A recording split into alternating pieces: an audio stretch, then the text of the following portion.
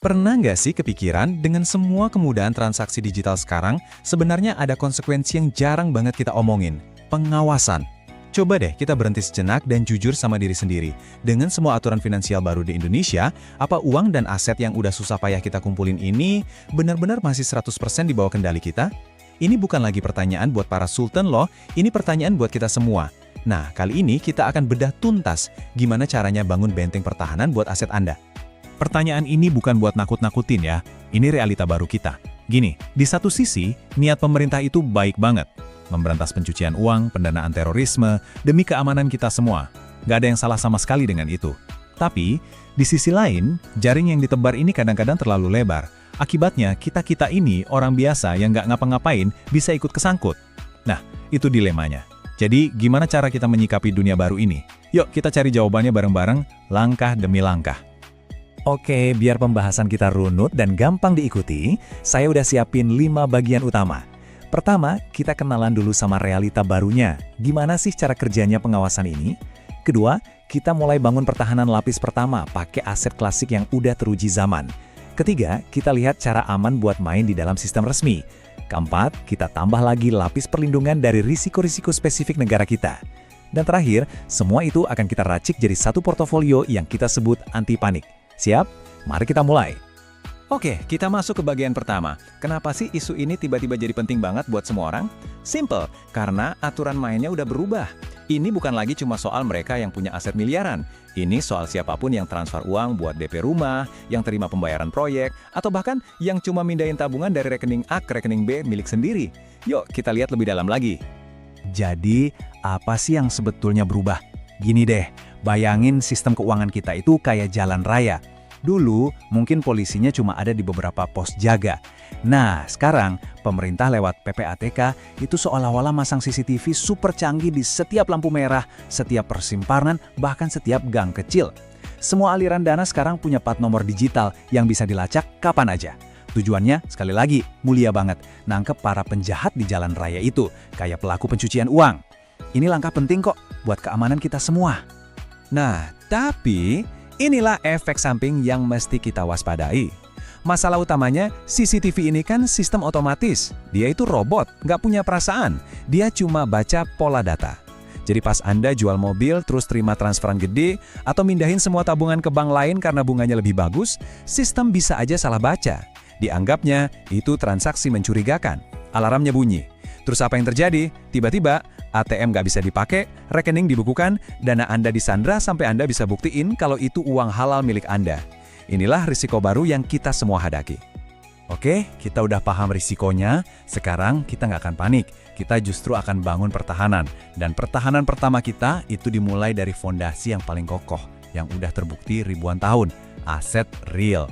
Intinya adalah punya sesuatu yang bisa Anda sentuh, Anda lihat, Anda pegang. Sesuatu yang nilainya itu nyata, bukan cuma deretan angka digital di layar M-Banking. Di dunia aset real ini, ada 3 pilar utama yang bisa jadi benteng pertahanan kita. Anggap aja ini kayak 3 jagoan atau 3 kesatria di dalam portofolio Anda. Masing-masing punya kekuatan dan peran yang beda-beda. Yuk kita kenalan sama mereka satu persatu. Kesatria pertama, emas fisik. Kenapa emas? Karena nilainya itu nggak diatur sama pemerintah manapun. Emas itu mata uang universal yang diakui di seluruh dunia. Waktu nilai uang kertas digerogoti inflasi, emas justru berdiri kokoh. Tapi, ingat satu hal penting ya, emas itu bukan alat buat kaya mendadak. Emas itu polis asuransi. Anda beli asuransi kebakaran bukan karena berharap rumahnya kebakar kan? Anda beli supaya bisa tidur nyenyak. Nah, persis kayak gitu fungsi emas di portofolio Anda. Kesatria kedua kita adalah properti produktif. Maksudnya bukan cuma rumah buat ditinggalin ya, tapi aset yang kerja buat Anda. Kayak rumah kos, ruko yang disewain, atau lahan produktif. Kekuatannya ada 2. Tiap bulan, dia ngasih gaji rutin ke Anda dalam bentuk uang sewa. Dan seiring waktu, nilai asetnya sendiri cenderung naik. Yang paling penting, kepemilikan Anda itu dilindungi sertifikat hak milik, sebuah dokumen hukum yang jauh lebih kuat dan susah diganggu-gugat dibanding saldo di rekening bank. Ya, memang, Satria ini modalnya gede dan butuh perawatan, tapi imbalannya sepadan banget. Dan kesatria ketiga kita, ini yang sering diremehin, padahal mungkin yang paling badak, bisnis real skala kecil. Coba bayangin, warung kelontong di komplek, laundry koin, atau bengkel langganan Anda. Waktu krisis, bisnis kayak gini justru yang sering bertahan. Kenapa? Karena mereka hidup di dunia nyata, transaksinya sering kali tunai, langsung, dan nggak melulu lewat sistem perbankan yang diawasi ketat.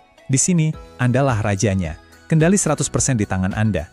Ini bukan cuma cari duit, ini soal membangun mesin pencetak uang harian yang sepenuhnya Anda kuasai.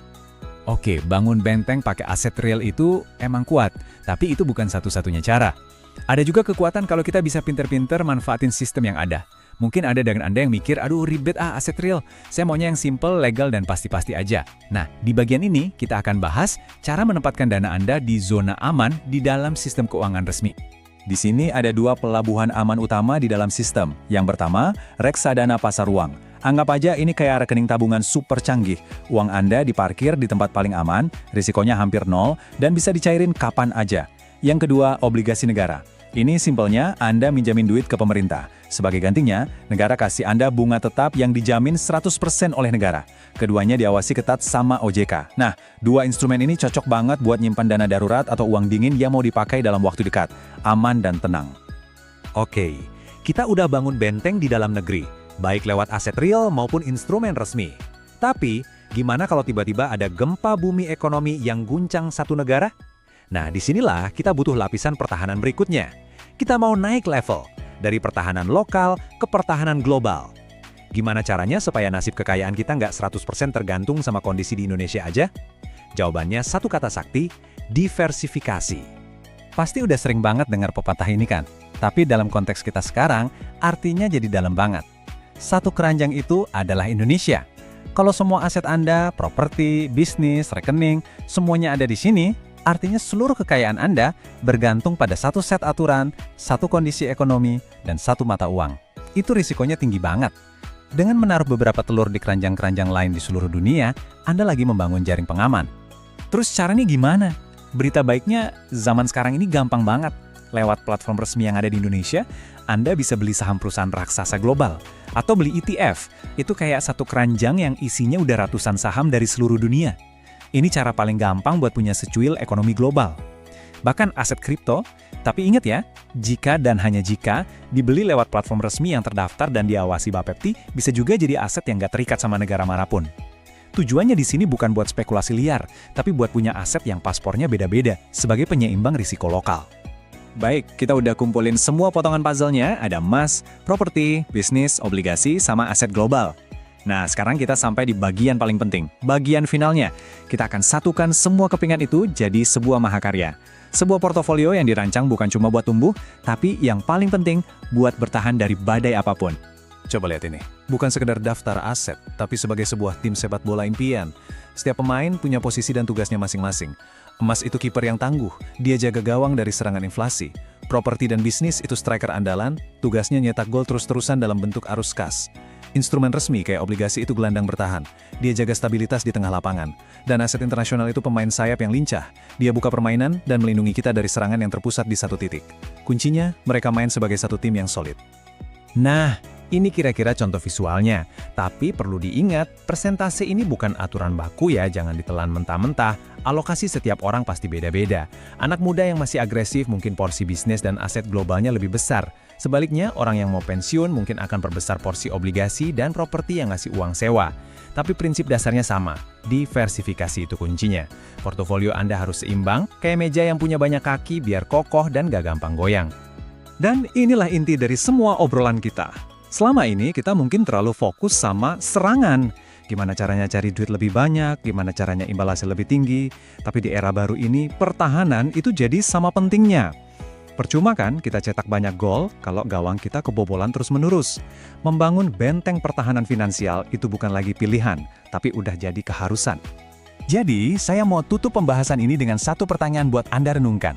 Coba nanti malam, lihat lagi portofolio Anda. Jujur sama diri sendiri, apakah portofolio itu udah siap menghadapi realita baru ini? Apakah benteng pertahanan Anda sudah berdiri kokoh? Kalau jawabannya belum, jangan khawatir. Karena kesadaran adalah langkah pertama. Dan persiapan Anda dimulai hari ini. Terima kasih.